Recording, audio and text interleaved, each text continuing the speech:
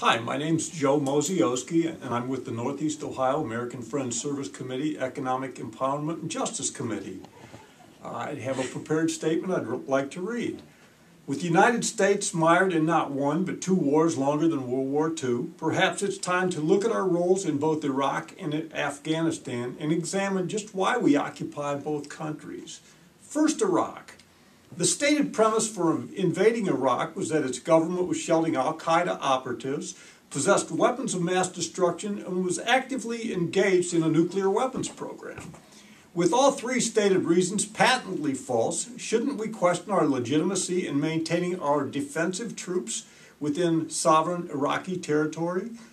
How would we feel if Iraqi or any other military forces occupied New York City, Cleveland, Chicago, or any other part of our great nation? How would you feel if foreign soldiers were deployed in your neighborhood? How would we feel if that force spread depleted uranium munitions across our landscapes? How would we react to a strangely underreported but severe spike in cancers, much like is now happening in Iraq? How do we as a people respond to a country which we have invaded after we understand that it posed no threat to our borders or to our citizens?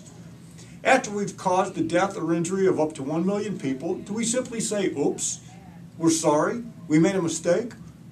How can we start a war and not be completely sure of the reason? Or was the invasion of Iraq simply about securing the second largest oil reserves on the planet for Western corporate interests? I would strongly suggest reading the Iraqi oil sharing agreement and then decide for yourself.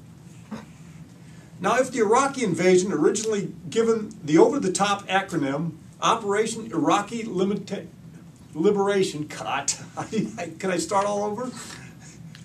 We can edit it, probably. Okay.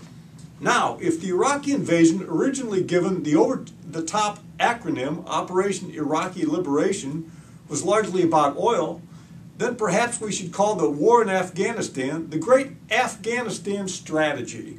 Because Western oil and gas interests have been examining ways to deliver massive Caspian Sea natural gas reserves to Western-controlled ports for many years. It seems that the most viable routes are through, you guessed it, Afghanistan. It seems that a stable pro-Western regime in Afghanistan is necessary to create the overland pipelines necessary to get the product to ports.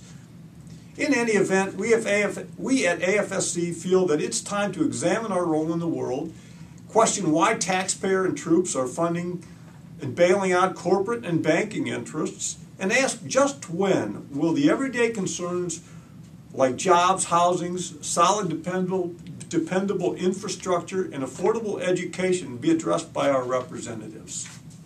Thank you.